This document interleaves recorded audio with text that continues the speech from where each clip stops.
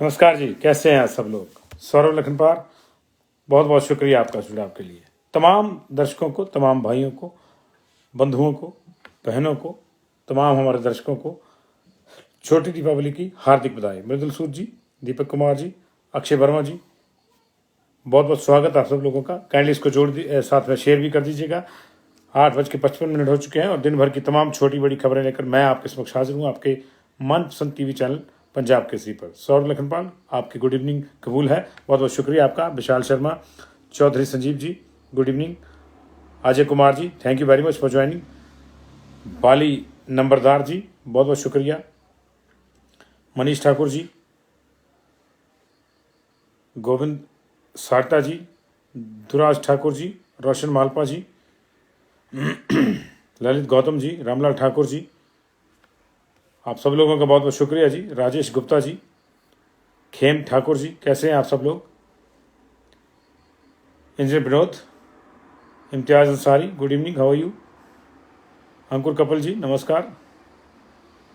Ritesh Sood ji, thank you very much for watching, kindly share it.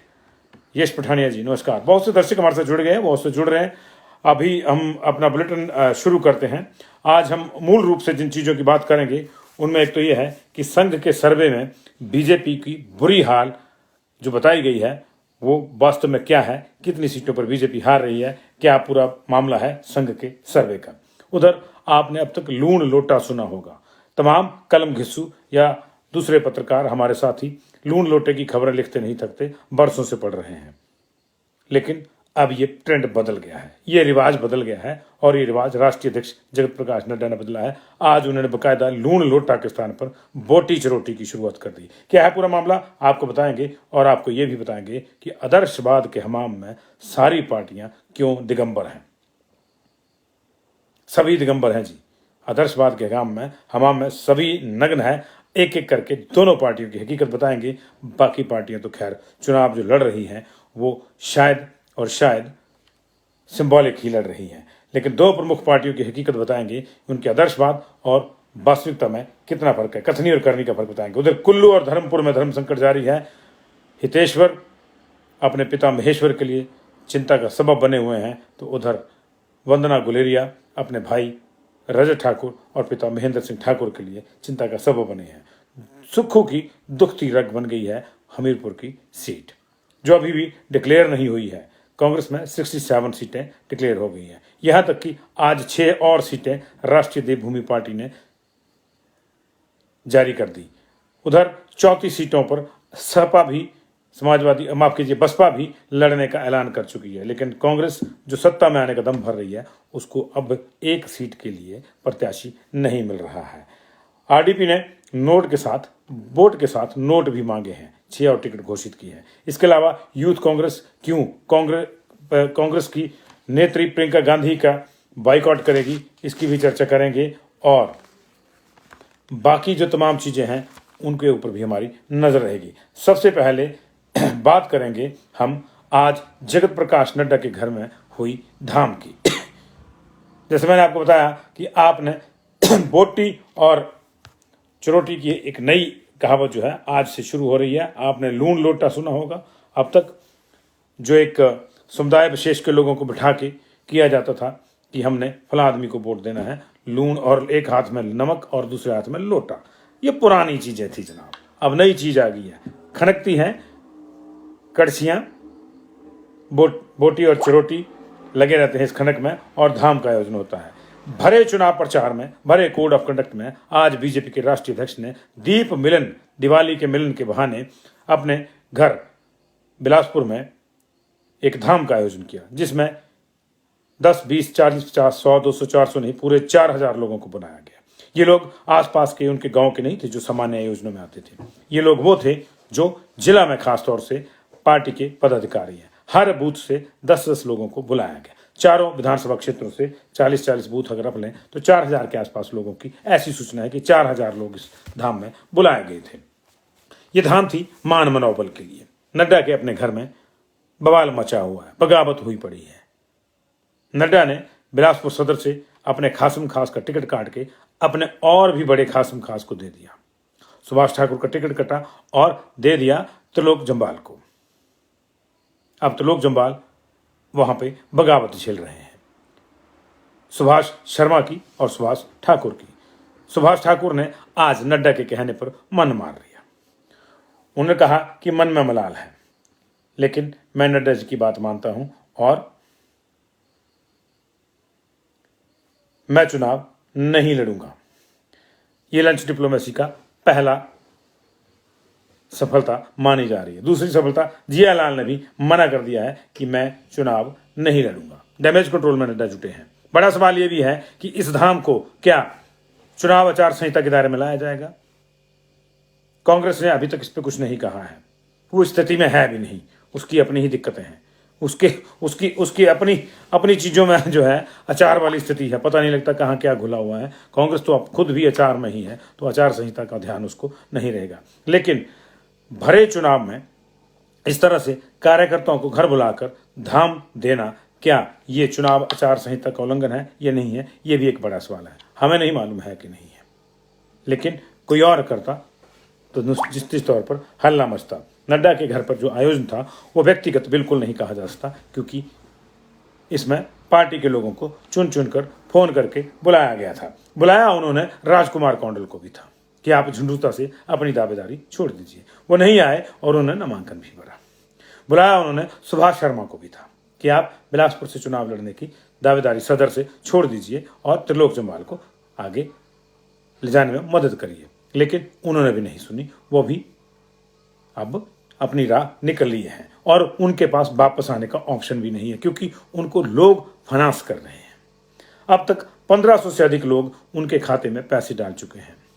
5 lakh से ऊपर का पैसा लोग दे चुके हैं। ऐसी स्थिति में अगर सुभाष शर्मा वापस लौटे भी तो कैसे? कोई राह पीछे लौटने की अब उनके पास नहीं है। हाँ, जिसके पास थी उसने मन मार लिया। उन्होंने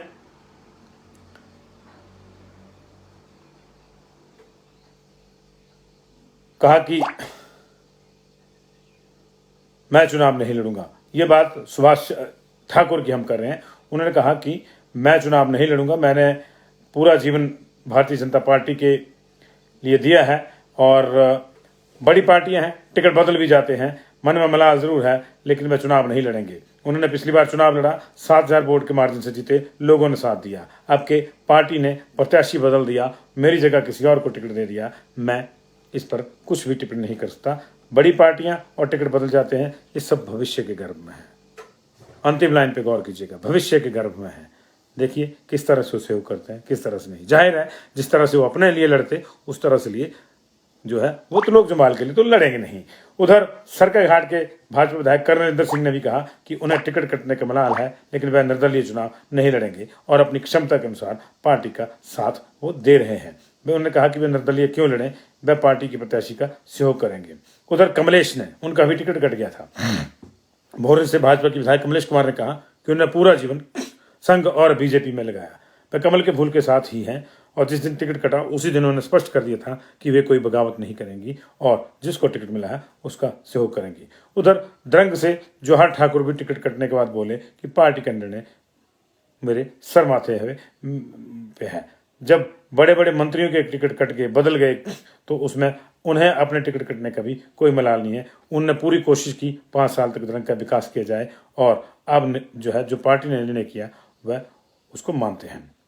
जियालाल का भी टिकट कटा, उन्होंने भी नड्डा से मिलकर, हालांकि वो बिलासपुर में नहीं मिले, दिल्ली में मिले, नड्डा से मिलकर चुनाव नहीं लड़ने का आश्वासन दिया है। घोषणा उन्होंने अपने ही सोशल मीडिया के पेज पे करी। इस तरह से 5 विधायक जिनके टिकट कटे हैं उनको मनाने में फिलहाल बीजेपी कामयाब हो गई है। मनोहर धीमान ने भी कहा है कि वो चुनाव नहीं लड़ेंगे, लेकिन अभी ये इसकी पुष्टि आधिकारिक रूप से नहीं आई है। सूचना है कि वो मान जाएंगे, कितने मानेंगे ये देखना पड़ता है। अभी तो बहुत सी जगहों पे, कल हमने आपको 32 सीटें गिनवाई थी जहां मान मनोबल की जरूरत है, जहां सीधे सीधे बीजेपी को विरोध झेलना पड़ रहा है। बीजेपी की 32 थी और कांग्रेस की जो हमने गिनाई थी आपको वो शायद 12 थी। तो इस तरह से प्रॉब्लम तो दोनों ही पार्टी को, 19 सीटों पर कांग्रेस को प्रॉब्लम थी, 33 सीटों पर बीजेपी को प्रॉब्लम थी। हाँ, 33 पे बीजेपी को प्रॉब्लम थी और 19 पे कांग्रेस को प्रॉब्लम थी। जाहिर है कि अभी ये प्रॉब्लम और जारी रहेगी। कितने को नाच पाते हैं, कितने को नहीं नाच पाते हैं, ये देखना होगा। फिलहाल नड्डा दीपावली के बाद लौट जाएंगे, फिर वो 4 या 5 नवंबर को वापस आएंगे। उसके बीच में फिर से एक बार चक्कर चलेगा। चक्कर लगातार चले हुए हैं और ये जो बोटी चरोटी की नई पॉलिटिक्स है, ये कितनी फलीभूत होती है, बिलासपुरी धाम कितना अपना असर दिखाती है, ये वक्त ही बताएगा। फिलहाल कुल्लू का रुख करते हैं। कुल्लू में लगातार धर्म संकट है। धर्म संकट धर्मपुर में भी है। दोनों जगहों पे इसलिए धर्म संकट है क्योंकि वहां परिवारों के बीच ही मतभेद है। कुल्लू में बीजेपी ने महेश्वर सिंह को टिकट दे घोषणा कर दी, लेकिन उनके बेटे हितेश्वर बंजार से नामांकन भरकर आजाद लड़ने पर अड़े हुए हैं। कल बैठक हुई थी, मुख्यमंत्री ने 2 टूक कहा था कि हितेश्वर अगर वापस नहीं बैठते हैं तो फिर हमें इस बात पर विचार करना होगा और हमें इस बात में कोई आपत्ति नहीं है कि हम महेश्वर सिंह को टिकट जो है ना दें। अभी महेश्वर सिंह को फॉर्म ए और बी नहीं दिया गया। जो टिकट कहते हैं ना वास्तव में जिसके लिए मारा मारी मचती है, वो 2 फॉर्म होते हैं। एक फॉर्म पे जो है राष्ट्रीय अध्यक्ष ऑथराइज करता है उस स्टेट विशेष के अध्यक्ष को जहां चुनाव होने पड़ते हैं कि मैं फलां राष्ट्रीय अध्यक्ष फलां पार्टी अपने राज्य के पार्टी अध्यक्ष फलां को अधिकृत करता हूं कि वह प्रत्याशियों को चुनाव चिन्ह के लिए संस्तुति उनकी करें। उसके साथ स्टेट का एक लेटर लगता है स्टेट के अध्यक्ष का, जिसमें लिखा होता है कि फलां आदमी फलां कंस्टिट्यूंसी से चुनाव लड़ने के लिए पार्टी के चुनाव चिन्ह पर चुनाव लड़ने के लिए अधिकृत किया जाता है। ये दोनों फॉर्म जब जमा होते हैं रिटर्निंग ऑफिसर के पास, तब व्यक्ति को पार्टी का चुनाव चिन्ह मिलता है। पिछली बार आपको याद होगा विद्या स्टोक्स ये नहीं जमा करवा पाई थी, तो फिर रह गया था मामला। दीपिका राठौर का जमा हो गया था पहले, फिर उनको कहा कि आप वापस लीजिए, विद्या जाएंगी, विद्या नहीं जा पाई, फिर अंततोगत्वा विद्या पॉलिटिकल फाइट से बाहर हो गई थी और उस चुनाव से बाहर हो गई थी। तो ये अभी महेश्वर सिंह को नहीं दिया गया है। दिया जाएगा या नहीं दिया जाएगा ये तय करेगी हितेश्वर की दावेदारी। हितेश्वर छोड़ते हैं तो ये मिलेगा, नहीं छोड़ते हैं तो नहीं मिलेगा। उधर कुछ ऐसा ही धर्म संकट धर्मपुर में है। महेंद्र सिंह अपने बेटे को तो टिकट दिलाने में कामयाब हो गए, लेकिन बेटी को मनाने में अभी तक कामयाब नहीं हुए हैं। भाई को टिकट मिलने से बेटी खिन्न है। उसको लगता है कि पिता की अगर कोई पॉलिटिकल विरासत संभालनी थी तो उसे वो ज़्यादा बेहतर ढंग से संभाल पाती। वो अलग अलग जगहों पे पार्टी के फोरम से काम कर रही थी। वो जिला परिषद का 3 बार चुनाव लड़ा, 2 बार जीती। इस बार वो ओपन वार्ड से जीती थी, जो महिला के लक्षित नहीं था उससे जीती थी। वो महिला मोर्चा में महासचिव हैं।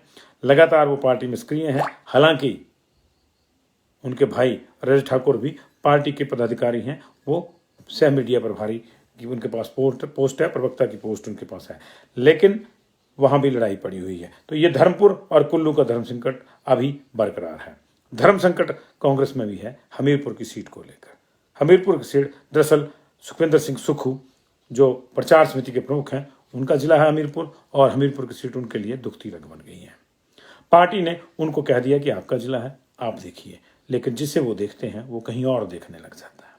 आशीष शर्मा की बात हुई, लेकिन 48 घंटे में आशीष शर्मा ने फिर से कह दिया कि मैं कांग्रेस की जो कार्यप्रणाली है उससे संतुष्ट नहीं हूँ, मुझे टिकट क्लियर नहीं किया जा रहा, तो मैं वापस जा रहा हूँ, मैं आज़ाद लड़ूंगा। अब समस्या यह है कि सबकी बात आंखें, सबकी नज़रें इस बात पे हैं कि कब हमीरपुर की सीट डिक्लेयर होती है, किसको मिलती है, किसको नहीं मिलती है, ये देखना होगा। तय सुक्खू ही करेंगे, लेकिन वो किसको चुनेंगे ये धर्म संकट उनके पास भी है। आज आरडीपी ने, राष्ट्रीय देवभूमि पार्टी ने 6 और लोगों के टिकट जारी कर दिए हैं और उन्होंने इसके साथ ही अपना अकाउंट नंबर भी जारी किया है, जिसमें उन्होंने कहा है कि हमारे पास पैसे नहीं हैं, चुनाव लड़ना है, आप हमें पैसे भी दीजिए, यानी वोट भी दीजिए, नोट भी दीजिए। आज उन्होंने जो टिकट जारी किए हैं 6, उसमें 16 से परविंदर परमार, सिराज से विजय सिंह, बल से जीवन राम, हरोली से अश्विनी कुमार, झंडूता से मनोज कुमार और कसुमटी से राम प्रकाश को जो है इन्होंने अपना प्रत्याशी बनाया है। दिलचस्प ढंग से अभी तक आरडीपी 34 जगहों पे ही अपने टिकट जारी कर पाई है और उसमें भी 2 या 3 पलट गए हैं। बीएसपी ने भी अभी 34 जगहों पे की है। 1 दिन बचा हुआ है, अब तक उनको 34 मिले, क्या अगले 1 दिन के भीतर 34 और मिल जाएंगे? 68 की 68 सीटों पर चुनाव लड़ने का राष्ट्रीय देवभूमि पार्टी ने ऐलान किया था। इनको चुनाव चिन्ह भी मिल गया है बांसुरी, लेकिन फिलहाल प्रत्याशी ढूंढने में इस पार्टी की अपना बाजा बजा हुआ है। बांसुरी बाद में, बांसुरी की धुनें बाद में आएगी। बांसुरी से सीखिए जीने की अदा, हजार छेद हो सीने में लेकिन संगीत बहे सदा।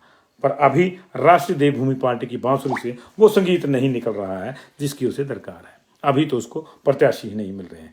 34 प्रत्याशी बसपा ने भी उतारे, उनको नहीं मिल रही है। इसी बीच आम आदमी पार्टी ने भी और सीपीएम ने भी अपने स्टार प्रचारकों की लिस्ट जारी कर दी है। जाहिर है कि अरविंद केजरीवाल के अलावा कौन ऊपर होगा, वही सबसे ऊपर है। उसके बाद सरदार भगवंत मान है, फिर मनीष सिसोदिया हैं, फिर संजय सिंह हैं, संदीप पाठक हैं, राघव चड्ढा हैं, सत्येंद्र जैन हैं, हरजोत सिंह बैंस हैं, दुर्गेश पाठक हैं, अजय दत्त हैं, सुरजीत सिंह ठाकुर हैं प्रदेश के अध्यक्ष हैं पार्टी के, हरपाल सिंह चीमा हैं पंजाब से, सरदार गुरमीत सिंह मीत ये भी पंजाब से, अमन अरोड़ा पंजाब से, लालचंद कटारूचक पंजाब से, ब्रह्म शंकर शर्मा, आईडी भंडारी ये प्रदेश से ही हैं, पूर्व डीजीपी हैं आईडी भंडारी, टिकट के तलबगार थे लेकिन चुनाव लड़ने की हिम्मत शायद नहीं जुटा पाए या टिकट नहीं मिला, तो अब ये स्टार प्रचारक होंगे।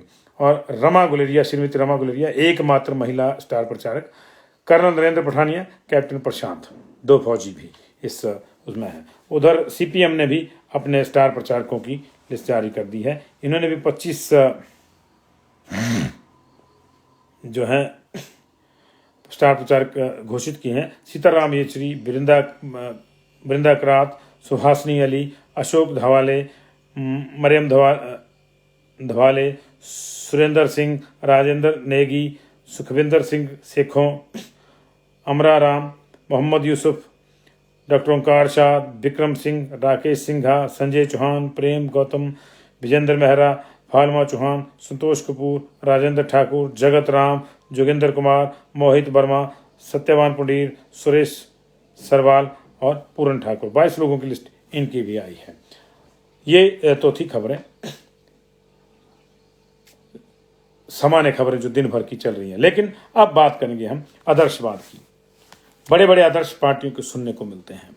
कांग्रेस भी आदर्शवादी पार्टी है, बीजेपी भी आदर्शवादी पार्टी है।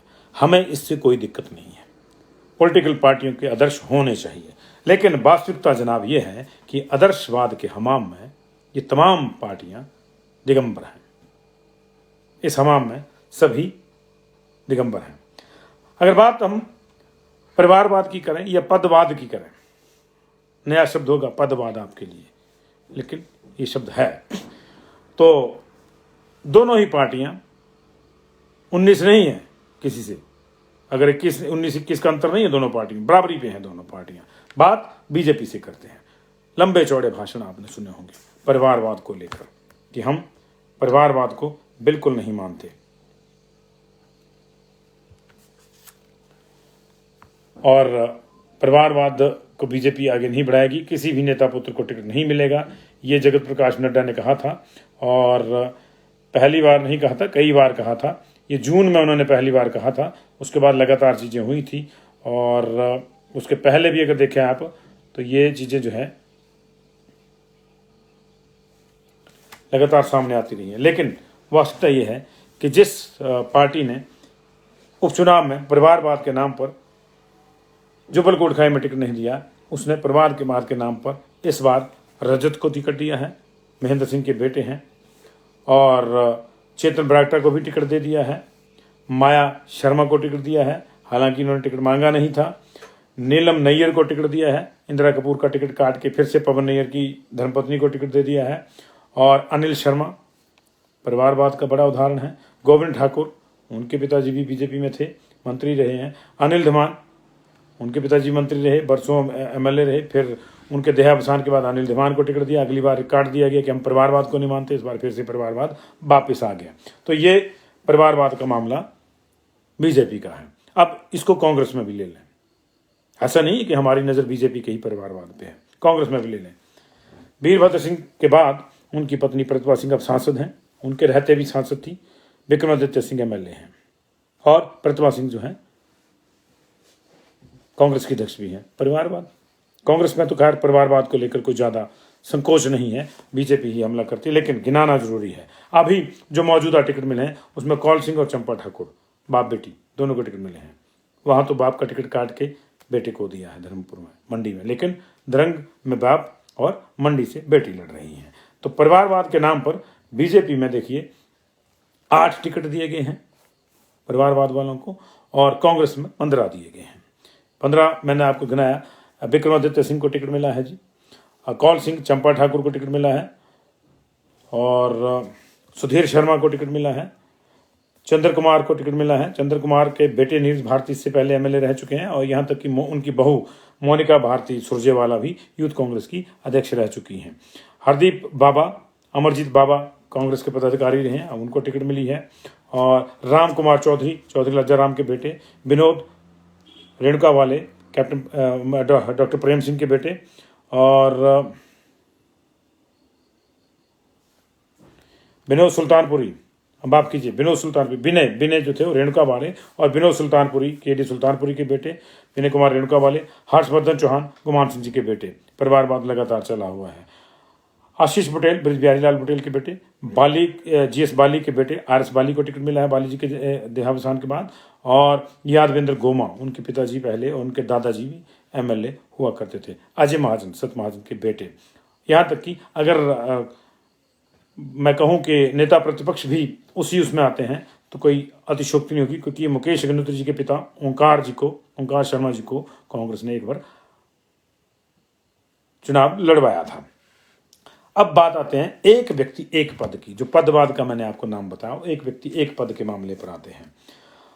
अभी बीजेपी में कुल मिला के 36 पदाधिकारी हैं, एक उनका अध्यक्ष है, उसके बाद उपाध्यक्षों की लंबी चौड़ी फौज रहती है बीजेपी में। मेरे पास कुछ और भी आ रहा है तो मैं उसको देख रहा था,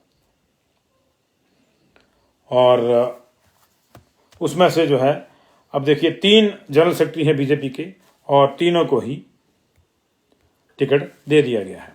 पिछली बार एक को था, इस बार त्रिलोक कपूर को भी टिकट है, त्रिलोक जम्वाल को भी टिकट है, और राकेश जम्वाल का टिकट रिपीट हुआ, तो तीनों को टिकट दे दिया गया है जी। ये इन लोगों के ऊपर संगठन को आगे बढ़ाने की जिम्मेदारी थी, ये खुद को बढ़ाते रहे। अब इसीलिए विरोध हो रहा है तो वो झेलना पड़ रहा है। 36 ऑफिस भी रहे जी। प्रेसिडेंट है सुरेश कश्यप, 8 वाइस प्रेसिडेंट है, 3 महामंत्री हैं, 1 संगठन मंत्री है, 7 सचिव हैं, 1 मीडिया प्रभारी, 4 सह मीडिया प्रभारी, 1 कोषाध्यक्ष, 6 प्रवक्ता, और निगम बोर्डों के चेयरमैन अलग से उनको भी टिकट मिले। कोषाध्यक्ष को भी टिकट मिला है, 2 प्रवक्ताओं को टिकट मिला है, और 1 सह मीडिया प्रभारी को टिकट मिला है, और सचिवों में से भी जो है 3 को टिकट मिला है। तो इस तरह से मिला है, और ये वो लोग हैं जिनके पास संगठन में पद भी थे और अब ये टिकट भी ले रहे हैं। दोनों तरफ मलाई खा रहे हैं, दोनों तरफ क्या, तीनों तरफ खा रहे हैं। तो निगम बोर्डों के चेयरमैन भी इनमें से कुछ। तो ये इस तरह से पूरा मामला चला हुआ है। कांग्रेस में भी इसी तरह से जो है, जैसे प्रतिभा सिंह प्रधान है, तो अब कांग्रेस के प्रधान तो उनके बेटे को टिकट मिला है। राजेंद्र राणा वाइस प्रेसिडेंट हैं, माफ कीजिए कार्यकारी अध्यक्ष हैं नई वाली जो सूची है उसमें, और हर्षवर्धन राजेंद्र राणा का भी देखिए पदाधिकारी भी है और टिकट भी है। हर्षवर्धन भी पदाधिकारी है, उनको भी टिकट है। विनय भी पदाधिकारी, उनको भी टिकट है। सुधीर पदाधिकारी हैं, राष्ट्रीय स्तर के सचिव हैं। आरएस बाली के साथ भी वही है, वो भी डबल है, पदाधिकारी भी हैं, टिकट भी मिला है। चंद्र कुमार अभी कार्यकारी अध्यक्ष हैं, काजल की जगह पे उनको बनाया गया है। रामलाल ठाकुर, विनोद सुल्तानपुरी, इन सब के पास संगठन में भी पोस्टें हैं और टिकटें भी हैं। तो जाहिर है कि आदर्शवाद के हमाम में ये तमाम लोग नंगे हैं। अब बात करते हैं जी आज की सबसे बड़ी खबर की, जिसका आप इंतजार कर रहे होंगे। कई दिनों से चर्चा है, 3-4 दिनों से, कि राष्ट्रीय स्वयंसेवक संघ ने एक सर्वे कराया है जिसमें बीजेपी को बुरी तरह हारता हुआ पाया गया है, और उसके बाद चिंताएं बढ़ गई हैं। इस सर्वे के मुताबिक इंडियन नेशनल कांग्रेस को 45 सीटें आ रही है और बीजेपी को 23 सीटें आ रही हैं, यानी 12 सीटों से बीजेपी सत्ता से बाहर हो रही है। और जिस पार्टी के पास अभी टेक्निकली 20 ही एमएलए हैं, उसके भी 25 और जीत रहे हैं और 45 आ रहे हैं। इसमें ब्रेकअप भी दिया गया इस संघ के सर्वे में। मंडी की 10 सीटों में से जो है 7 पे इंडियन नेशनल कांग्रेस जीत रही है, 3 पे बीजेपी जीत रही है, और अदर में कोई नहीं है। इसी तरह कुल्लू की 4 में से 3 कांग्रेस और 1 बीजेपी को दी गई है। किन्नौर की एकमात्र सीट जो है वो बीजेपी ने अपने संघ के सर्वे में बीजेपी की तरफ को दिखाई गई है। लाहौल स्पीति की सीट भी बीजेपी की तरफ को दिखाई गई है। शिमला की 8 सीटों में से 5 कांग्रेस को और 3 बीजेपी को दी गई हैं इस संघ के सर्वे में, और 5 सिरमौर में से 2 कांग्रेस को, 3 बीजेपी को दी गई हैं। सोलन में 4 कांग्रेस को और 1 बीजेपी को दी गई है। कांगड़ा में सबसे बुरी हालत है इस सर्वे के अनुसार, इंडियन नेशनल कांग्रेस को 10, बीजेपी को 5। चंबा में कांग्रेस को 3, बीजेपी को 2। हमीरपुर में कांग्रेस को 4, बीजेपी को 1। ऊना में कांग्रेस को 3, बीजेपी को 2। बिलासपुर में जगत प्रकाश नड्डा के घर में 4-0, और इस तरह से 68 में से 45 सीटें कांग्रेस को और 23 सीटें बीजेपी को, अदर्स को कोई सीट नहीं। यह कहा जा रहा है कि संघ के सर्वे में है, लेकिन वास्तविकता यह है, आप जानना चाह रहे होंगे कि यह संघ का ही सर्वे है। जी नहीं, ये संघ का सर्वे नहीं है। ऐसा नहीं है कि राष्ट्रीय स्वयंसेवक संघ ने कोई सर्वे नहीं कराया या वो सर्वे नहीं कराता, उनकी चिंताएं रहती हैं बीजेपी को लेकर। सर्वे उन्होंने करवाया था, बाकायदा उनके लोग आए थे, उनके मुखपत्र में काम करने वाले कुछ लोग आए थे, उन्होंने भी यहाँ सर्वे किया था, लेकिन उसके आधार पर टिकट काटे गए हैं, उसके बाद ही टिकट काटे गए हैं। जाहिर है कि उसमें यह पाया गया होगा कि बीजेपी को दिक्कत है, इसलिए टिकट काटने पड़े। लेकिन ये जो इस तरह से सीट वाइज सर्वे आया है, ये फेक है, और संघ के नाम से इस सर्वे को फेकली सर्कुलेट किया जा रहा है। ये फैक्ट चेक इसका हम बता रहे हैं आपको, क्योंकि संघ ने इस तरह का कोई सर्वे जिलावार नहीं कराया है। उन्होंने जिलावार जो सर्वे कराया था उसमें यह था कि जो लोग अभी एमएलए हैं या जो लोग टिकट आवंटन से पहले बीजेपी के एमएलए थे, सिटिंग एमएलए, उनमें से कितनों की हालत इस लायक है कि वो दोबारा चुनाव में जा सकते हैं।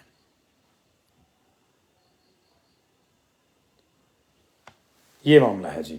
और इसको ये संघ के सर्वे के नाम से कुछ चैनलों पे भी चल रहा है, सोशल मीडिया में तो घमासान मचा हुआ इसको लेकर सरपट दौड़ रहा है, लेकिन वास्तविकता ये है कि ये संघ का सर्वे नहीं है। तो ये संघ के सर्वे की जो है हकीकत हमने आपके समक्ष रखी। बहुत बहुत शुक्रिया आप लोगों का जुड़ाव के लिए। और रिया शर्मा, सुमित कपूर, आप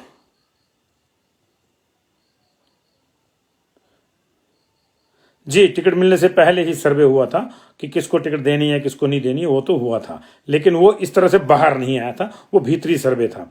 ये राहुल चड्ढा जी कह रहे हैं, और बाकी लोग भी कुछ कह रहे हैं। मैंने यही कहा कि संघ सर्वे करवाता जरूर है, लेकिन अपने लिए करवाता है, वो इस तरह से उसको जाहिर नहीं करता है। इस तरह की एजेंसियां सारी करती हैं, बीजेपी ने भी करवाया होगा, बीजेपी के भी करवाया होगा सर्वे, तो इन हाउस सर्वे होगा, उसको इस तरह से नहीं बताया जाता, तो अपने लिए होता है। जो दूसरे सर्वे आप देख रहे हैं चैनल्स पे, वो चैनल करवा रहे हैं, उनकी अपनी एजेंसियां हैं, लेकिन बीजेपी, संघ या कांग्रेस ने भी कुछ सर्वे कराया होगा तो वो आंतरिक अंदरूनी सर्वे होगा, और इस तरह से वो बाहर नहीं आएगा, इस तरह से उसको रिलीज नहीं किया जाएगा जिस तरह से किया गया है। दिलचस्प ढंग से इसमें जो सर्वे आया है, इसमें फोटो प्रेम कुमार धूमल की लगाई गई है। जाहिर है कि उनका संघ से कोई लेना देना नहीं है। तो ये है पूरे का पूरा मामला, ये फेक सर्वे घूम रहा है जी।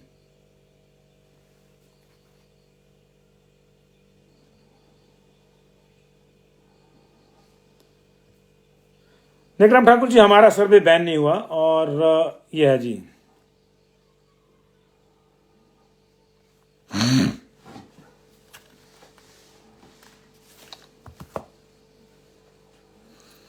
पता नहीं जी, संजय पंडित जी, अभी हमीरपुर से कांग्रेस की टिकट फंसी हुई है जी। कल्याण सिंह जी, जय Hind. Rama Shankar ji, thank you very much. तो सबको दीपावली की फिर से हार्दिक शुभकामनाएं, और एक बार फिर से तमाम लोगों को शुभरात्रि। थैंक यू वेरी मच जी। कुल्लू में अभी तो पहला फंसा हुआ जी, दूसरा टिकट किसको मिलता है किसको नहीं, कोई पता नहीं चलता। Deepak Chauhan ji, thank you very much, happy Diwali. Satish ji, Hamirpur से अभी कांग्रेस को कोई पता नहीं है। Arun Kumar ji, thank you very much. Soni Sharma ji, happy Diwali to you. Asharan ji, thank you very much. Ashok Bakaria ji, नमस्कार। राघव सूद जी, नमस्ते जी। मैच जीतने की भी बधाई। बिल्कुल बिल्कुल, दीपावली से पहले अक्सर भारत की टीम के मैच होते हैं, और अधिकांश में भारत जीतता है, तो दीपावली का मज़ा बढ़ जाता है। और अगर पाकिस्तान के खिलाफ मैच में जीते तो फिर मज़ा दुगना हो जाता है, क्योंकि हमारी खेल प्रतिद्वंदिता पाकिस्तान के साथ अन्य राष्ट्रों के मुकाबले कहीं ज़्यादा है।